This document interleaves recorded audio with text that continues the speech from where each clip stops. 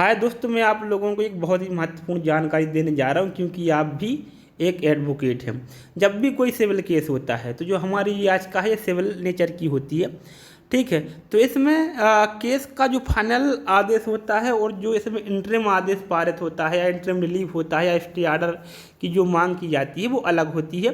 कि हमें जब तक इसका न्याय जो निर्णय है इसमें तो टाइम लगना है, तब तक हमें क्या रिलीफ है। मान लो ऐसा काम इनने कर लिया सामने वाले ने तो हमारा क्या नुकसान होगा, और अगर सामने वाला कहता है कि अगर इनके कहने से हमें रोक दिया गया तो हमारा क्या नुकसान होगा। तो कोर्ट ऐसे में एक विधि द्वारा सुस्थापित सिद्धांत सुविधा का संतुलन का जो सिद्धांत होता है उसका अनुसरण करती है। इस सुविधा का संतुलन किसके पास है, किसको फायदा हो, तो इसके लिए मैं आपको 3 आदेशों की बात बताऊंगा। सबसे पहला आदेश कौन सा है, सबसे पहले अपन जो जबलपुर वाली रेट है उसमें जिसमें इंटरिम आदेश हुआ है, लेकिन वो किसके फेवर में गया, अभी वर्तमान में किसके फेवर में गया है, पीएससी के फेवर में गया है, ठीक है। इसके पहले भी इंटरिम आदेश एक हुआ था जो हमारे ऊपर लागू किया गया है 21/08/22 की जो याचिका थी, उसमें भी इंटरिम आदेश उसमें भी बांधा गया। ऐसा नहीं कि याचिकाकर्ता के फेवर में निर्णय कर दिया गया। जो EWS वाले थे उनको क्या कहा गया कि आपको छूट मिलेगी, ठीक है, OBC SC ST की तरह 45 वर्ष तक आप फॉर्म भर सकते हैं, लेकिन आपकी छूट ये काय के अधीन है, याचिका के अधीन है। तो वहाँ पे ऐसा क्यों हुआ, और स्टे ऑर्डर ये जो अपनी सब्जेक्ट वाली है इस पर क्यों नहीं मिला, और कल की क्या कंडीशन हो सकती है ये मैं आपको बताऊंगा। देखो, सबसे पहले मैं जो पिछला ऑर्डर हुआ है मैं इसकी बात करता हूँ, ठीक है। इसमें दोनों पक्षों की तरफ से क्या हुई दोस्तों, बहस हुई, ठीक है। अब इनने अपनी बात रखी तो प्रथम दृष्टया तो लग रहा कि हाँ ये भी सही कह रहा है, ये भी सही कह रहा है, ठीक है। पटिशनर की बात प्रथम दृष्टया लगी तो उनने क्या कर दिया, याचिका को इसके अंतर्गत बांध दिया। लेकिन यहाँ पे जो सुविधा का संतुलन था वो पीएससी के पक्ष में था। अब आप बोलेंगे कैसे पक्ष में था, मान लो सिलेबस, ठीक है, अभी एग्जाम को रोका, एग्जाम पोस्टपोन हो गया, मान लो बाद में पीएससी जीत गई, ठीक है, तो दोबारा एग्जाम कराना पड़ेगा। पीएससी को क्या करना पड़ेगा, दोबारा एग्जाम कराना पड़ेगा। अगर आपकी बात मान के हमने करा दिया एग्जाम, तो इनका कहना क्या था कि पुराने सिलेबस से आप कराएं, पीएससी का क्या था, नए सिलेबस से कराना है। मान लो रोक दिया या इनके कहे अनुसार चला दिया अपन ने कि अभी इससे करा दो, पुराने वाले सिलेबस से करा दो, मान लो पीएससी जीत गई तो फिर नए से कराना पड़ेगा। एग्जाम तो दोनों में 2 बार हो सकते हैं, 50-50% प्रायोरिटी है। तो इनने कहा भैया अभी ये तो चला ही रहा है, एग्जाम हो रहा है, सब कुछ व्यवस्था है, ये करा लो, अगर पिटिशनर बाद में जीत जाते हैं तो करा लेंगे। लेकिन जो EWS वाली कंडीशन थी वहाँ पर सिस्टम ये था, इस सुविधा का संतुलन स्टूडेंट के पक्ष में था। किसके पक्ष में, स्टूडेंट के पक्ष में था। स्टूडेंट के पक्ष में क्यों था सुविधा का संतुलन, क्योंकि अगर बाद में पिटिशनर अभी इंटरिम आदेश किसके फेवर में चला गया, मान लो पीएससी के फेवर में चला गया, ठीक है, या अन्य किसी डिपार्टमेंट के फेवर में चला गया, ठीक है, और बाद में पिटिशनर जीत जाते हैं,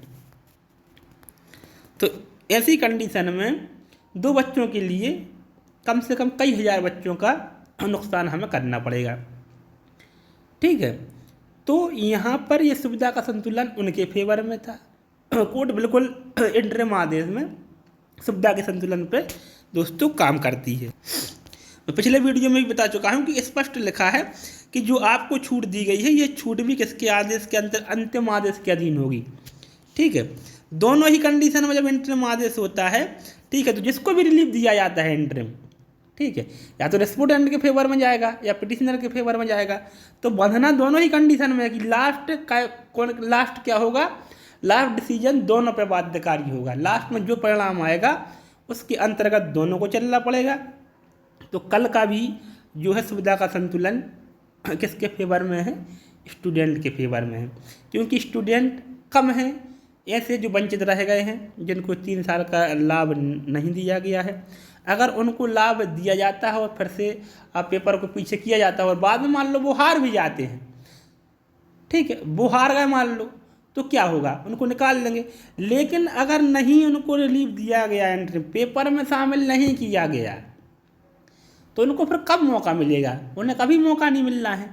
और उनको अगर मौका देना है तो एग्ज़ाम ही कैंसिल करना पड़ेगा, जो बहुत ही नुकसानदेह हो जाएगा स्टूडेंट के भी लिए भी, और पीएससी के का भी इसमें बहुत सारा नुकसान हो जाएगा, बहुत सारा पैसा बर्बाद हो जाएगा, सब कुछ खत्म हो जाएगा, और कितने लोगों का भविष्य दोस्तों चौपट हो जाएगा।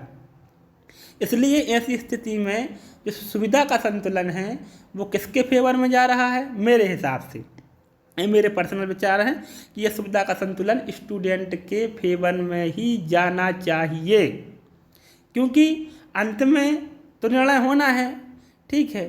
सारी चीज़ें सुनने के बाद, पूरा का पूरा सुनने के बाद अंत में निर्णय होना है, और बाद में मान लो पिटिशनर जीत गया तो समस्या वहाँ पे उत्पन्न दोस्तों हो जाएगी, क्योंकि यहाँ पर सिलेबस जैसी कंडीशन नहीं है। सिलेबस में तो ऐसा कि कोई भी जीतेगा तो दोबारा एग्ज़ाम होना ही होना है, रेस्पोंडेंट जीते तो दोबारा एग्ज़ाम होना है, ठीक है। तो उन्होंने कहा भैया अभी रेस्पोंडेंट के हिसाब से करा लो, अगर रेस्पोंडेंट जीत गया तो एग्ज़ाम नहीं कराना पड़ेगा, ठीक है, आप जीते तो करा देंगे, ठीक है। और इसमें क्या है, इसमें अगर इनके फेवर में कर दिया, किसके फेवर में? स्टूडेंट के फेवर में अगर कर दिया और स्टूडेंट जीते तो एग्ज़ाम बढ़िया हो गया, कोई समस्या नहीं है, ठीक है। और अगर बच्चे हारे, मान लो स्टूडेंट हारे, तो इनको निकाल लेंगे, अगर सिलेक्शन में ये आ गए तो भी एग्ज़ाम पोस्टपोन नहीं होना है। मेरा कहने का मतलब है कि अगर बच्चों को एज रिलैक्सेशन देने वाले मैटर में अगर इंटरिम आदेश स्टूडेंट के फेवर में दिया जाता है तो एग्ज़ाम कैंसिल होने के आगे कोई चांस नहीं है, अभी पोस्टपोन होगा और उनको बिठा दिया जाएगा परीक्षा, वो जीतेंगे तो एग्ज़ाम बिल्कुल फेयर है, कोई समस्या नहीं है। और अगर वो हारे तो एग्ज़ाम पे कोई प्रभाव नहीं पड़ेगा, उनको अपन अलग कर देंगे। लेकिन यहाँ अगर उनको अभी नहीं बिठाया गया तो समस्या खड़ी हो जाएगी। क्यों समस्या खड़ी हो जाएगी? क्योंकि इनके 2 बच्चों, 4 बच्चों, 6 बच्चों के चक्कर में और हमारा दोस्तों पूरा का पूरा क्या हो जाएगा, पूरा का पूरा जो है सिस्टम हिल जाएगा। और फिर अगर मान लो पिटिशनर लास्ट में जीतते हैं तो केवल जिनने पिटिशन लगाई है बाद में उनको ही फायदा मिलेगा, ठीक है। ऐसी कंडीशन में दोस्तों मेरा कहने का मतलब है कि ये जो है मेरे हिसाब से सुविधा का संतुलन स्टूडेंट के फेवर में जा रहा है।